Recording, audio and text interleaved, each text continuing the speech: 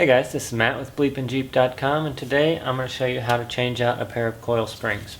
But first, check out my website, BleepinJeep.com. It's got all the best off-road videos on YouTube, none of the boring stuff. You can also find our t-shirts there and check out our Facebook page. Alright, let's get started. Alright, so the first thing you want to do is jack up the front of the Jeep pretty much as high as you can get it.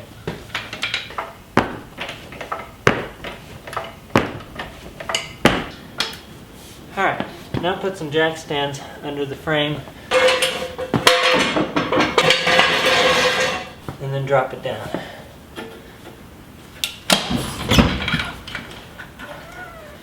What you want is for your axle to be hanging off the ground like so. Alright, so next remove your wheel, of course, and then we're just going to move this shock to get it out of the way. And when you remove the shock, it'll also allow your axle to droop, because in most cases your shock is going to be your limiting factor on a stock setup.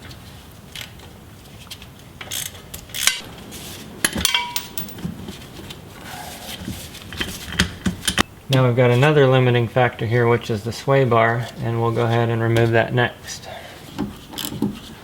If you find that there's too much tension on the sway bar or the shock to get it loose, you might have to raise your axle back up. Probably be a better idea to take these off while it was on the ground, but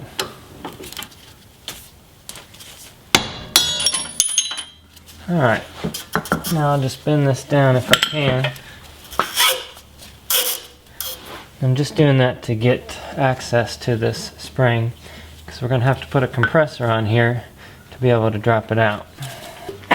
Alright, so the next thing you'll need is this spring compressor, and I got this at AutoZone. Basically you can rent these for free. You just buy them and then you bring them back when you're done. And the part number on this one is 27036, and you don't have to get this exact one, but this one's pretty nice. And the way it works is you just put it on your spring like this. You pull these clips back, put it on the spring, and then push the clip into place. You want to get it out as far as you can here. And then on the second one, you want to try to have it 180 degrees opposite of the other one. Sometimes that's not possible. And what you want to keep in mind is you're going to need to get a socket or something on here. So you want to make sure that you can have access to it with your impact wrench. Otherwise it's going to be a long process of turning a little wrench on there. So let me crank this one down a little bit.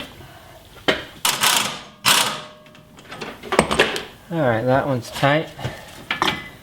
Now, this one's a little more difficult. I think I can grab onto it right there.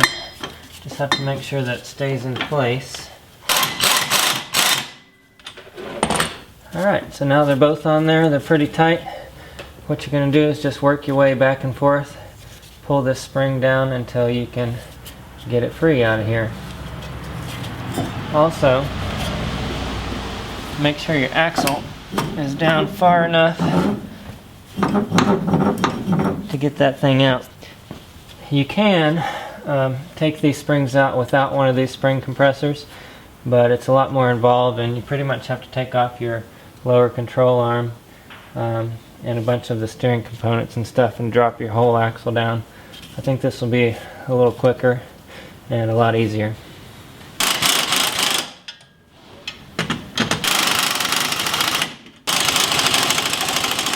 Alright, the spring's compressing pretty good, but one thing I forgot to mention is this little spring retainer on the back here. You're going to want to take that off. And all it does basically is just hold the spring in place whenever you're fully flexed to keep it from popping out of there.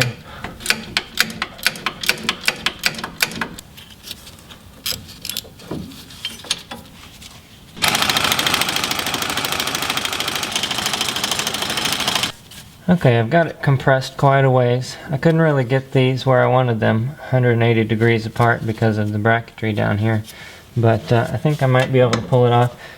Make sure to wear your safety glasses, as this thing is just a bomb ready to go off. But I'm going to take these off.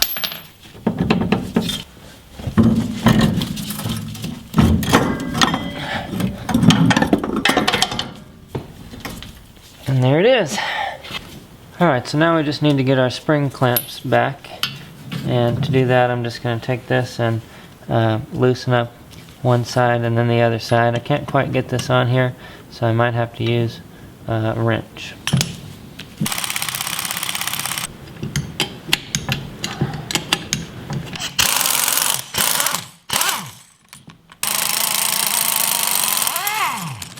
Okay, now I need to compress the new spring that I'll be using. And to do that, I'm going to open up these clamps as much as they'll go and put one on each side. Now I'm going to try to line this up to where that these clamps will be in the right position when I put them back in the Jeep to be able to loosen them up with the air tools. If not, I'll have to use the wrench again, which is probably going to be the case. Okay. Now I'll just put one on each side and tighten this thing up.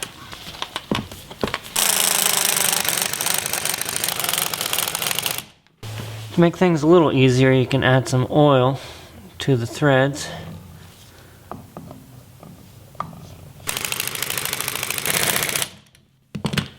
Alright. Hopefully I'll be able to squeeze that in there. Let's take it over and find out. Alright, I'll just take that spring, orient it back in the right direction, make sure that the top's on top, and I'll see if I can slide it in there.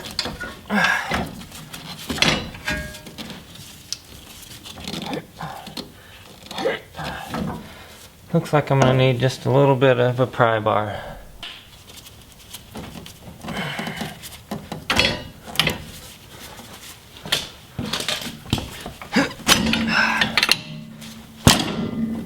There you go. Alright, so I've got the spring back in there. The clips aren't where I need them to be, so it's going to be a little bit more difficult trying to get this in place. Also, the bottom of the spring isn't quite into place yet, and I can't even pivot it over there because of these clips. But hopefully I can use the impact wrench on this side, and hopefully I can use the ratchet wrench on this side over here to get that off. And we'll see how it goes.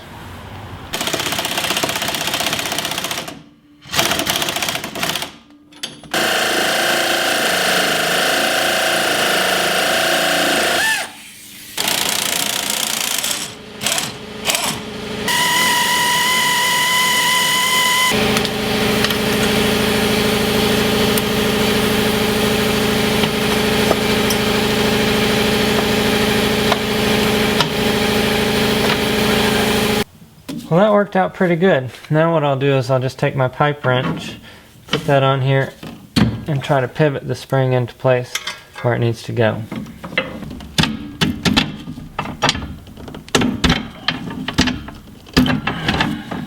Alright, then the next thing to do is reattach this spring clip back here that holds the spring in place. Then you'll want to put a jack under, jack up the axle a couple times, reattach your spring, your shock absorber here, and then reattach your sway bar over here. Okay guys, thanks for watching. I hope you learned something new today. Don't forget to subscribe below and check out my website, BleepinJeep.com. It's got all the best off-road videos on YouTube, none of the boring stuff. We've also got t-shirts there, and you can check out the Facebook page. I appreciate it. Please leave your comments below, and we'll see you next time.